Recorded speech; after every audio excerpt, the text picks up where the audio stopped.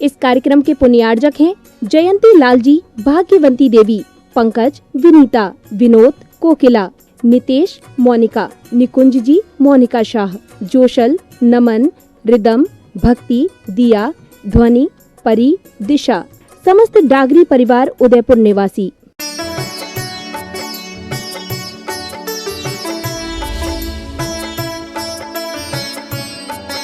क्यों इतना वक्त गुजारते हो देखते हुए खुद को आईने में?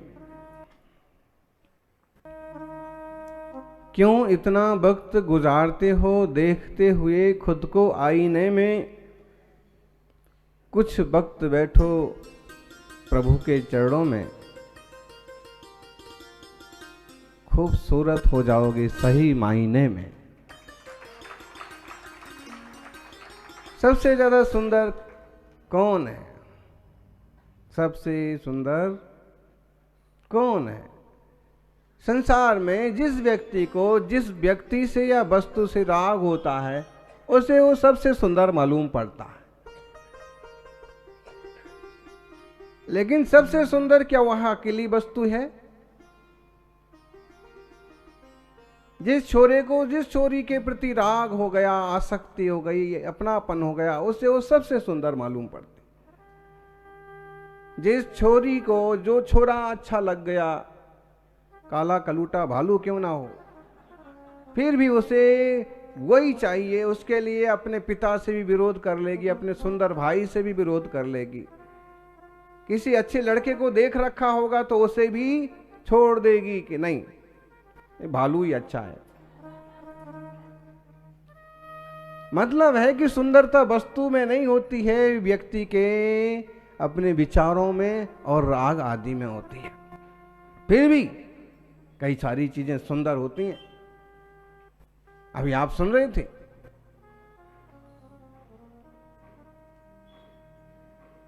कि चित्रकार ने विचार किया कि मैं बहुत सुंदर चित्र बनाऊं और एक ऐसा चित्र होना चाहिए कि जिसे लोग देखते रह जाएं। अभी तक तो बहुत अच्छे अच्छे चित्र बनाए, कभी सूरज का बनाया, कभी चांद का बनाया, कभी सागर का बनाया, कभी नदी का बनाया, कभी सुंदर का बनाया, कभी सुंदरी का बनाया, कभी मंदिर का बनाया, कभी देवालय का बनाया। लेकिन अब कुछ हट कर के और जो सबसे सुंदर होता हो, उसने सोचा कि क्यों ना कुछ लोगों से पूछ लिया जाए। ज्यादा लोगों से परामर्श लेते हैं तो कोई ना कोई अच्छा रास्ता निकल पड़ता है। और उसने पूछा, एक श्रद्धालु से पूछा, सबसे सुंदर चीज क्या है इस दुनिया में? श्रद्धालु श्रद्धावान था, सच्ची श्रद्धा हृदय में रखता था, देव शास्त्र गुरु के प्रति, परमात्मा के प्रति समर्पण था। उसने कहा दुनिया में सबसे सुंदर चीज है श्रद्धा। चित्रकार ने कहा बात तो बहुत बढ़िया है, श्रद्धा जैसी कौन सी चीज हो सकती है? श्रद्धा और समर्पण से बढ़ के है क्या?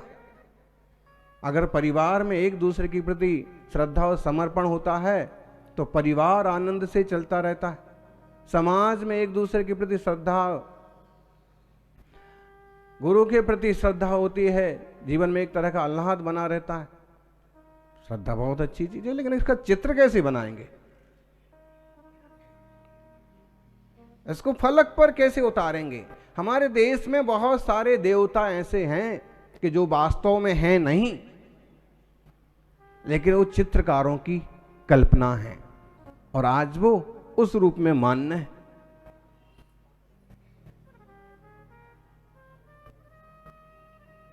जैसे आदिनाथ भगवान को केवल ज्ञान हुआ और उनकी दिव्य ध्वनि खिरी, जिन वचन रूपी गंगा खिरी और बहुत लोग पवित्र हुए।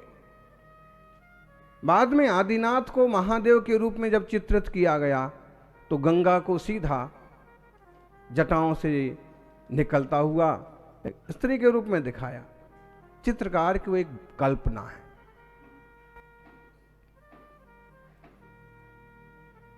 बहुत सारी चीजें हैं।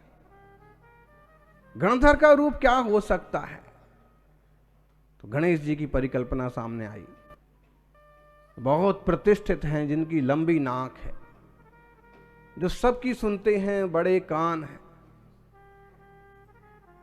किसी के दोष नहीं देखते हैं, आंखें छोटी हैं,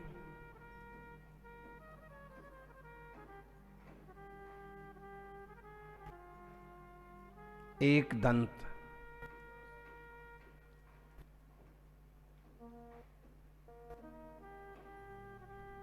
एकांत का खंडन करने वाले,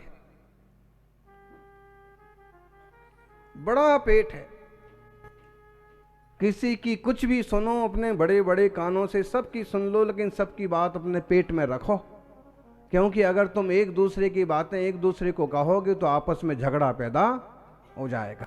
या कोई कुछ भी कहे, कैसा भी आपसे प्रायश्चित ले, आप सब पचा करके रखो, प्रायश्चित उसको दे दो, लेकिन उसकी गलतियां दुनिया को मत बताओ। उसने कहा कि प्रेम सबसे सुंदर चीज है। आप देखो ना, जिन पति पत्नी का आपस में प्रेम है, उनकी गृहस्थी कितने अच्छे से चलती है। जिस समाज में लोग आपस में प्रेम करते हैं, वो समाज कितने बढ़िया ढंग से रहता है। देश में कितनी ही मान्यता वाले लोग हों, लेकिन वे एक दूसरे से प्रेम से रहते हैं, तो देश का माहौल कितना सुंदर रहता है। इसलिए सबसे बढ़िया चीज है प्रेम। उसने कहा बात तो एकदम सत्य है, लेकिन प्रेम का भी फोटो कैसे बनाया जाएगा, चित्र कैसे बनेगा?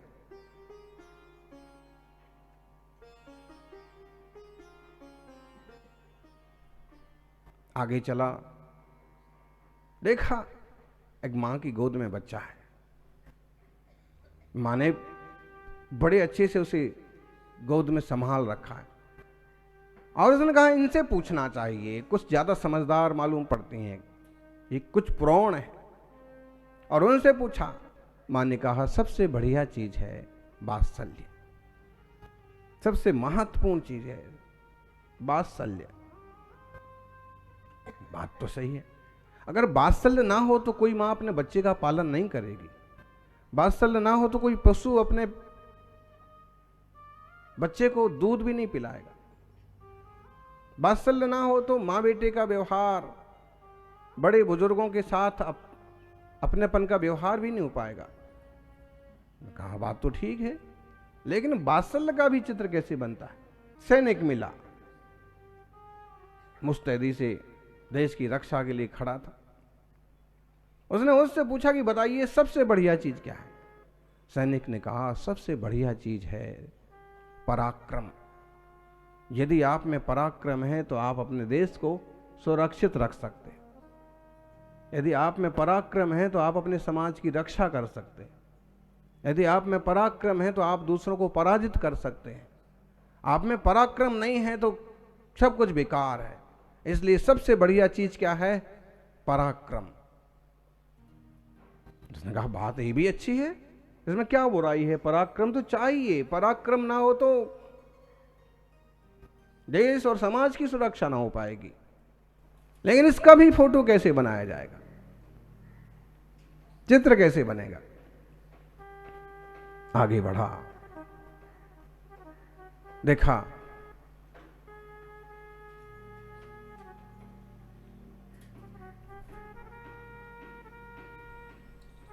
एक सज्जन मिले, बहुत शांत स्वभावी, और उनसे पूछा, वो भगवान के पुजारी, उनसे पूछा दुनिया में सबसे बढ़िया चीज क्या है? उन्होंने कहा सबसे बढ़िया चीज है शांति। कितनी चीजें हो गई, हर जगह नई बात मालूम पड़ती है। जिन लोगों की जैसी थिंकिंग होती है, जैसे विचार होते हैं, वैसे उनके उच्चार होते हैं। एक अच्छा इंसान जो होता है कभी भी आपसे मीठा बोलेगा, मिलनसार बोलेगा, अच्छे शब्द बोलेगा। और एक जो ढीठ टाइप का व्यक्ति होता है, बदमाश टाइप का, वो किसी भी बात की शुरुआत गाली गलौज से ही करेगा, अरे तो रे से करेगा। तो उनकी जैसी सोच थी कि सबसे सुंदर क्या है? माँ से पूछो कहती है, माँ कहती है बच्चा सबसे सुंदर होता है, प्रेम वात्सल्य सबसे सुंदर है। और संत नुमा व्यक्ति से पूछा तो उसने कहा, फकीर ने कहा कि दुनिया में शांति सबसे बढ़िया चीज है।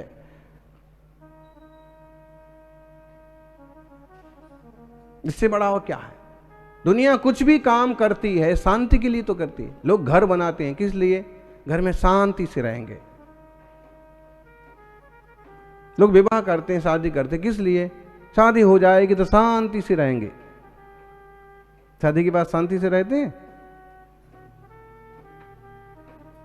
रहने वाले रहते हैं, नहीं रहने वाले झगड़ते हैं। एक बढ़िया सी दुकान खुल जाएगी तो शांति से रहेंगे। बच्चे का बहुत बढ़िया स्कूल में एडमिशन हो जाएगा, कॉलेज में चला जाएगा तो फिर शांति से रहेंगे। बेटी अच्छे घर में चली जाए एक बार, उसके बाद बोलो शांति से रहेंगे। बहू की डिलीवरी अच्छे से हो जाए, पोते का जन्म अच्छे से हो जाए, उसके बाद। लेकिन वो दिन कब आता है जिस दिन आप शांति से रहेंगे? ये सब कुछ होता भी जाता है, मान लीजिए आपके पुण्य से आपके कार्य सिद्ध भी होते जाते हैं, लेकिन वो दिन कब आता है कि जब एकदम आप शांति से रहेंगे? नहीं आता है। उसके लिए तो कोई ऐसा सौभाग्य बने कि कोई मुनि संघ का योग बने, संत का सानिध्य मिले, प्रभु भक्ति में डूबे, तो थोड़ा सा वो शांति का फल होता है। संत का चरण होता है तो शांति का वर्ण होता है। बात तो ठीक कही इसने, लेकिन इसका चित्र भी कैसे बनेगा? और अंत में जाके देखा कि एक उद्यान में एक तपस्वी बैठे हैं, जिनके तन पर धागा भी नहीं है और फिर भी प्रफुल्लित हैं, आत्मस्थ हैं, पूर्ण श्रद्धा से भरे हुए हैं। ईश्वर के प्रति, परमात्मा के प्रति, आत्मा के प्रति ऐसी गहन श्रद्धा है कि जंगल के जानवरों का भी भय नहीं है।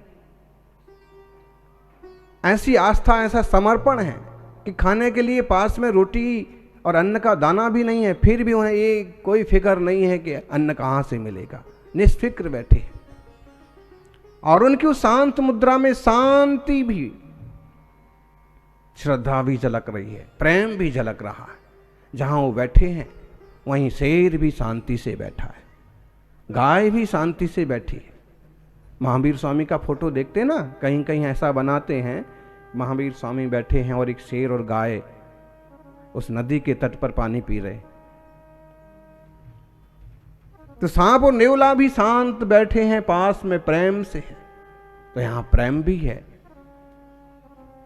श्रद्धा भी है, पराक्रम देखो इनका। जिस जंगल में जाने से लोग डरते हैं, उस जंगल में कितनी शांति से पद्मासन मुद्रा लगा के बैठे। बिना पराक्रम के हो सकता है? बोलो। दिगंबर मुद्रा में अकेले पदविहार करने के मौके पड़ते हैं और अकेले या संघ के साथ विहार करते चले जाते हैं, निर्डरता।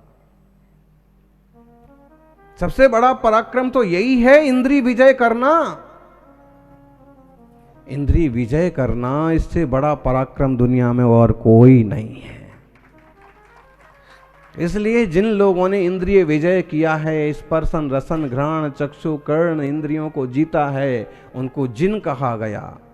और जिनको जो पूजते हैं, मानते हैं, वो जैन कहलाते हैं। और इसलिए दुनिया में कोई भी व्यक्ति इस तरह के प्रभु की आराधना करने वाला जैन कहला सकता है।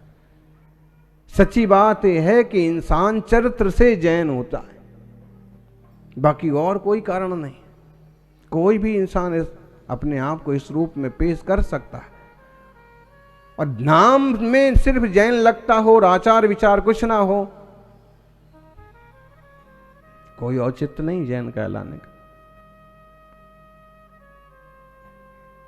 कई बार बड़े बड़े ऑफिसर्स आते हैं या नेतागण आते हैं, बोले महाराज जन्म से हम जैन भले नहीं हैं, लेकिन हम कर्म से जैन हैं।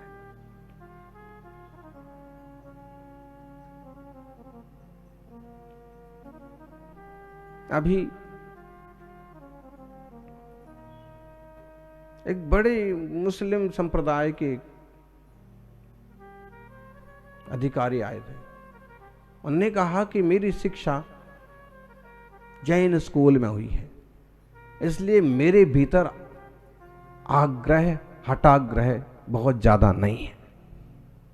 कट्टरपन मेरे भीतर किसी चीज को लेके नहीं है कि ये संप्रदाय ही पकड़ के चलना है। मेरी नजर में सबसे बड़ा धर्म है मानवता। जयपुर की बात है, मंच से उन्होंने अच्छा 10-15 मिनट का बहुत व्यवस्थित मार्गदर्शन भी किया, अपनी विनयांजलि भी दी। तो चित्रकार ने आगे बढ़कर के देखा कि यहां प्रेम भी झलक रहा है, यहां श्रद्धा भी झलक रही है, इस मुद्रा में पराक्रम भी झलक रहा है और वात्सल्य शरीर पर आकर के बिच्छू रेंग रहे हैं, मधुमक्खियां काट रही हैं, तो भी अपने ही आप को जीतने का ऐसा पराक्रम और जीवों के प्रति भी इतना करुणा और दया का भाव कि अगर हम हाथ चलाएंगे तो वो कुचल जाएंगे। ऐसा वात्सल्य भाव जो घास पर भी पांव नहीं रखे उसे भी जीव माने, कच्चे पानी पर भी पांव नहीं रखे वो जीव मानते, कीड़े मकोड़े मच्छर इनको भी मारने का कुचलने की बात नहीं करते। ऐसा वात्सल्य और कहां होगा।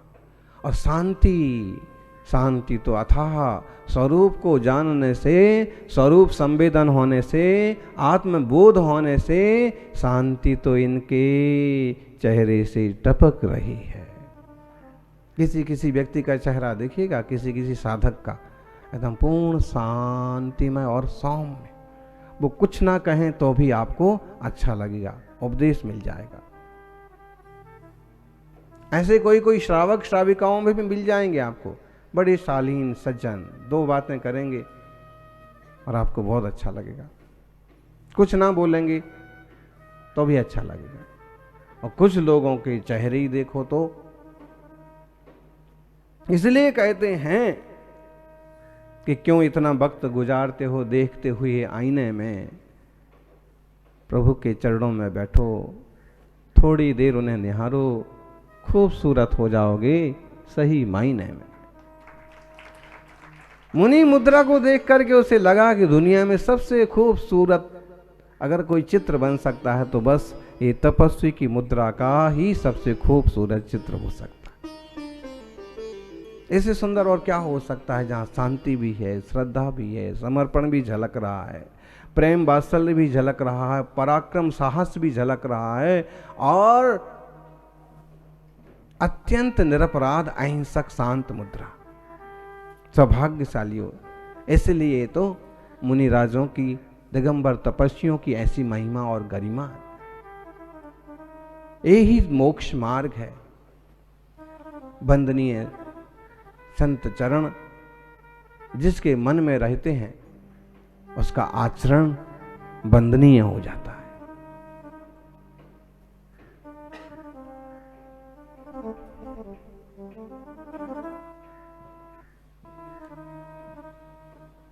आचार्य कुंद कुंद स्वामी ने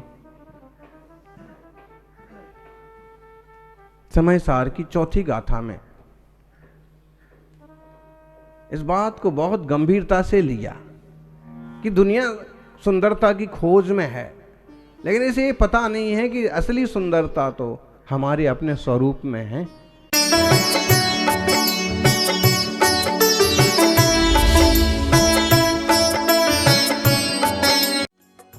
इस कार्यक्रम के पुण्यार्जक थे जयंती लालजी, भाग्यवंती देवी, पंकज, विनीता, विनोद, कोकिला, नितेश, मोनिका, निकुंज जी, मोनिका शाह, जोशल, नमन, रिदम, भक्ति, दिया, ध्वनि, परी, दिशा, समस्त डागरी परिवार उदयपुर निवासी।